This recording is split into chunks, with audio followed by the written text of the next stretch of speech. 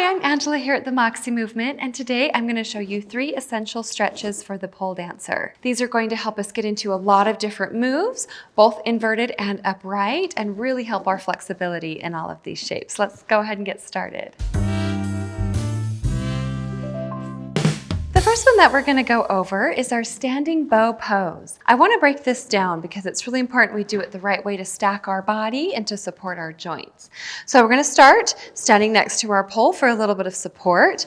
I'm going to line up my knee and my toes and really lift through my standing leg. I'm going to think about lifting through that hip, and I'm going to square my hips, my shoulders towards the same direction as that bottom foot. From there, I'm going to use that pole for a little bit of balance. Lifting up, I'm going to go into my opposite hand. And think about holding some coins in that palm. Make sure you don't drop them. We're going to go ahead and grab the foot or the ankle to start. Knees are together. I'm going to think lifting up through the torso. I can challenge myself by taking this other arm over my head. From here, I'm going to kick and tilt. Now I'm going to use the pole for balance.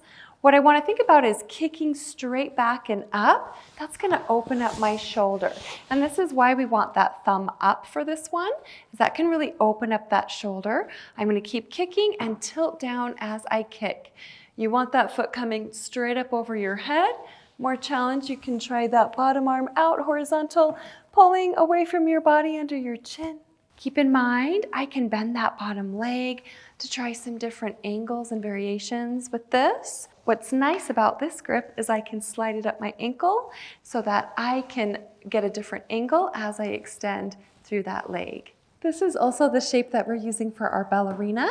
It's helpful to bend that bottom leg just a little bit, and you can think about finding that beautiful shape in the air. The second one we're going to go over is what I like to call the standing half boat pose. So the difference between the palm up is it's going to go palm in towards my body, fingertips down to start. I'm going to go grab the outside of the ankle this time. Same thing, I'm going to lift through that standing leg, and I'm going to kick that arm back, leg back, and tilt. We're going to use this one for like your yoginis or some different leg hang variations. Again, that torso is going to open, and I'm going to think about kicking that leg up over the head.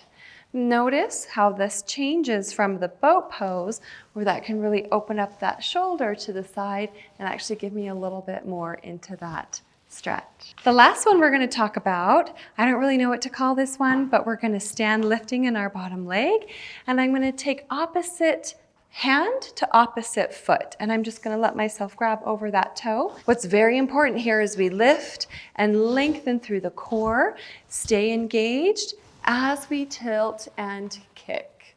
Again, letting that chest open as you breathe, finding that balance, kicking to come out.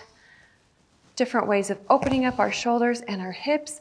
Do all of those 3 standing, and then once we get up in the air on the pole, we can try all of these shapes from our leg hangs, either inside or outside leg hang. Give it a shot, let us know how it goes. Very important, always make sure we're practicing and stretching both sides equally. Thank you for watching. Be sure to like and subscribe for more Just the Tips, and we wish you the best of luck on your movement journey, darling.